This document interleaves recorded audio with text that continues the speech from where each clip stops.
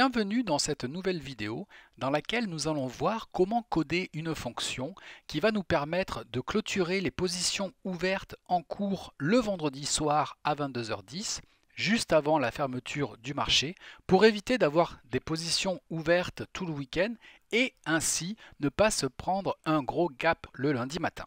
Alors pour coder cette fonction, on va partir sur un exemple concret et on va prendre un robot que j'ai déjà codé et qui, pour l'instant, ne clôture pas ses ordres le vendredi soir. On va lancer un backtest du 1er août 2021 à aujourd'hui. Aujourd'hui, nous sommes le 15 avril 2023 et quand on regarde les résultats de ce robot, on voit qu'il a passé 179 trades sur cette période et il a gagné 461,64 € à 10 centimes le point, soit 4616 points. Maintenant, si on regarde d'un peu plus près les résultats, par exemple ici, le 28 janvier 2022, on a un achat qui s'est déclenché et qui a été clôturé le 31 janvier à 4h53.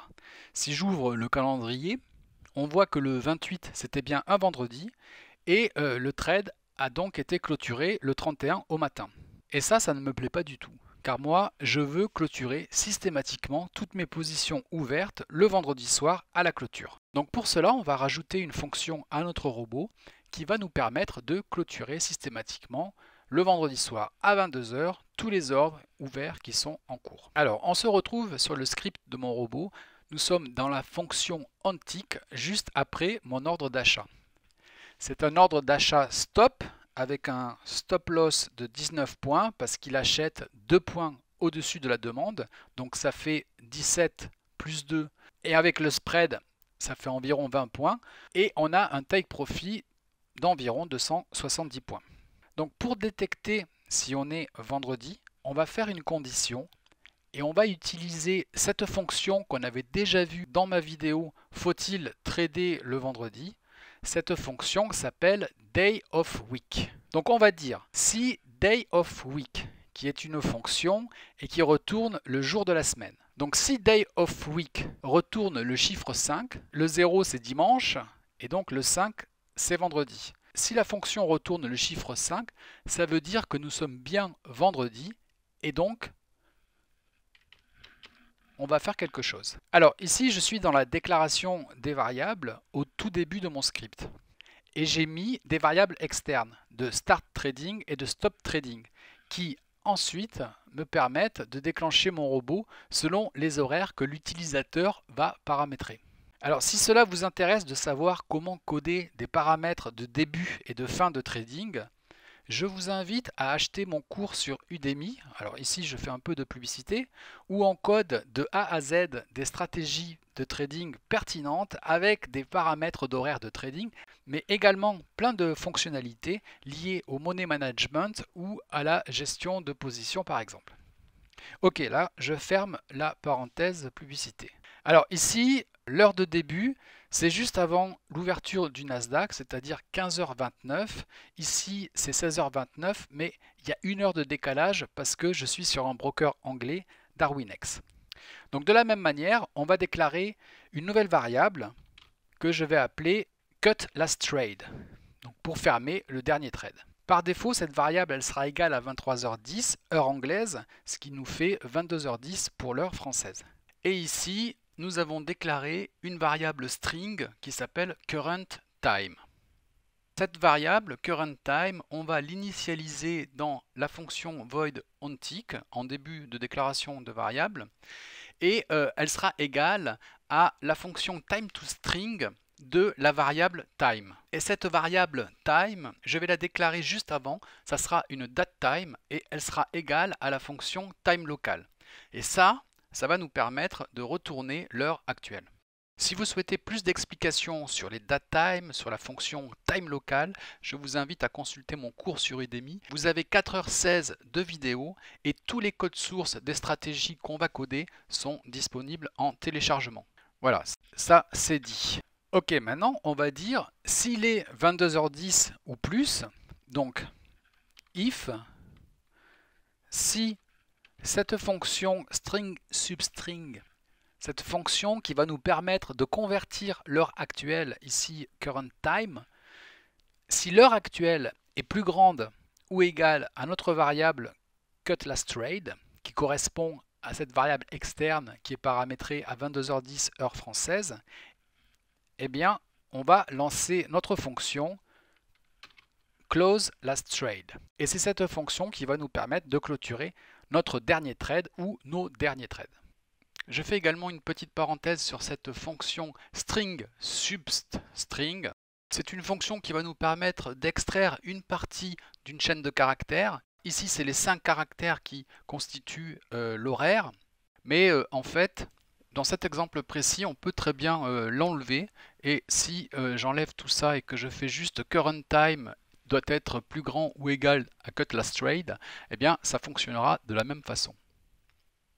Ok, donc maintenant, on va coder notre fonction closeLastTrade. Donc là, je suis à la fin de mon script, dans la partie où j'ai écrit toutes mes fonctions, et c'est là qu'on va écrire cette nouvelle fonction. C'est une fonction qui ne retourne rien, donc on écrit void, puis le nom de la fonction closeLastTrade, je crois avec une majuscule. Hop, parenthèse. Alors cette fonction n'aura pas de paramètres ou d'arguments et on va écrire notre fonction. Dans un premier temps, on va faire une boucle for pour lister toutes les positions ouvertes par notre robot. Mes robots ne prennent en général qu'une seule position à la fois, mais on peut imaginer des robots qui vont prendre plusieurs positions et donc on aura besoin de faire une boucle for. Dans cette boucle for, on va utiliser la fonction order total qui retourne le nombre total de positions ouvertes qu'on a sur le graphique en cours. On va faire order total moins 1 à cause de l'index. Si tout ce concept est flou pour vous, je vous recommande de suivre mon cours sur Udemy où j'explique en détail comment fonctionne une boucle for pour lister toutes les positions ouvertes à partir de l'index. Ensuite, B doit être plus grand ou égal à 0. Puisqu'on veut prendre également la position 1 qui aura l'index 0, et on fait B-.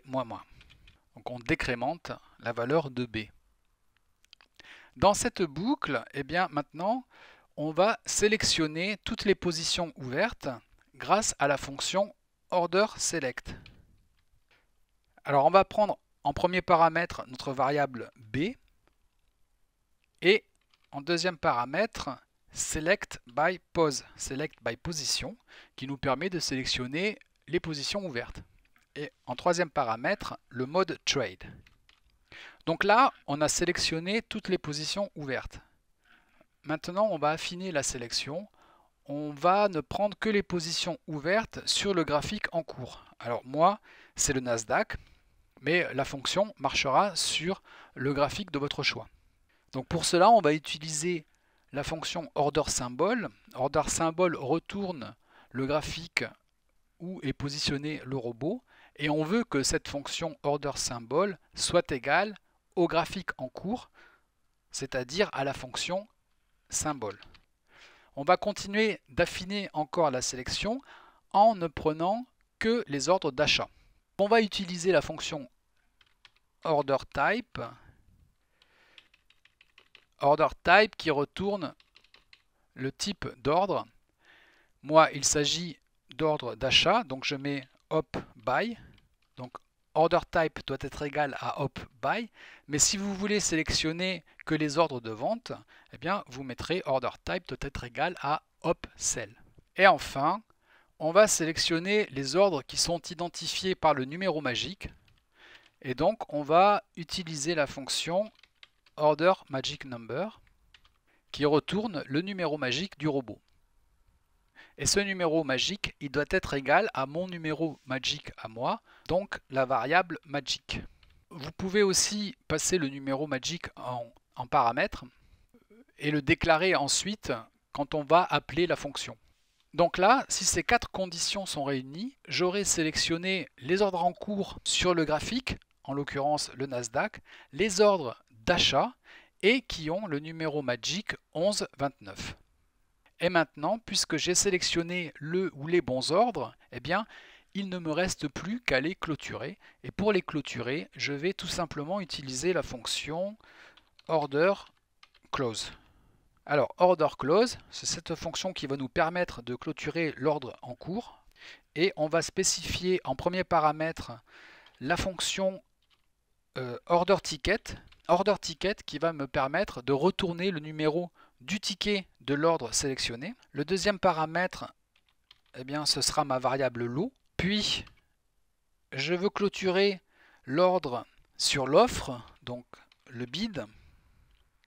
Ensuite, on a le slippage. Le slippage, c'est 3 points, donc 3. Et si éventuellement, je veux mettre de la couleur, mais moi, j'ai pas envie de couleur, donc on va écrire clear none. Donc là, ma fonction, elle est prête. On compile. Ah, on a des erreurs. Alors, ah oui, là j'ai oublié les parenthèses.